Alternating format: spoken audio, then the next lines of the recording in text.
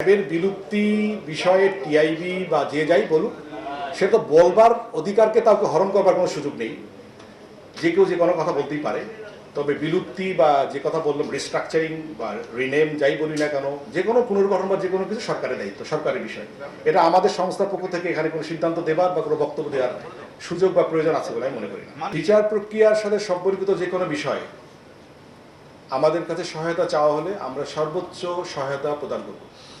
আমাদের কাছে যা আছে, যেটুকু তথ্য থাকবে তার ভিত্তিতে, যে তথ্য আমার কাছে নেই বা থাকবে না বা আমার কাছে আমার দেবার সামর্থ্য বা সাধ্য নেই, সেক্ষেত্রে হয়তো আমরা অপারগতা প্রকাশ করতে পারবো। কিন্তু যতটুকু সাধ্য এবং সামর্থ্যের মধ্যে তথ্য আমাদের কাছে আছে, তা আমরা বিচার প্রক্রিয়াকে এগিয়ে নিয়ে যেতে প্রয়োজনীয় সহায়তা করব।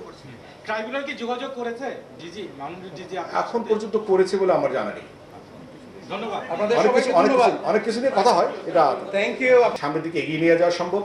এবং আমি চাই ব্যক্তিগতভাবে একটি পেশাদার, মানবিক এবং প্রযুক্তি নির্ভর একটা সংগঠন গড়ে উঠুক, এবং এটা রাষ্ট্রের যে গুরুত্বপূর্ণ দায়িত্ব যখন যেভাবে আসে, সেটা প্রতিকার, প্রতিরোধ, অপরাধ প্রতিকার এবং প্রতিরোধ এবং দায়িত্বশীল ভূমিকা পালন করতে র্যাব আগামীতে অত্যন্ত দায়িত্বশীল ভূমিকা পালন করতে পারবে বলে আমি বিশ্বাস করি, আমি আশা করি, এবং সে সম্ভাবনার মধ্যে রয়েছে।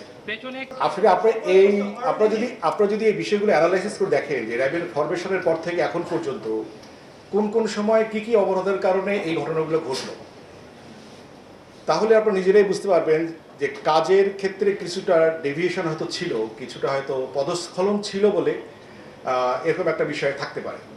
তো আমরা সেই জায়গাটা যদি রিপেয়ার করতে পারি, তাহলে আমার মনে হয় যে স্যাংশনের বিষয়গুলো আছে এগুলো থাকবে না।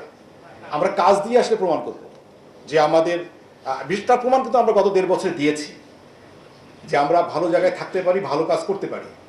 সুতরাং যদি ভালো কাজ করতে পারি, আশা করি সমস্যা হবে না। থ্যাংক ইউ আপনাদের সবাইকে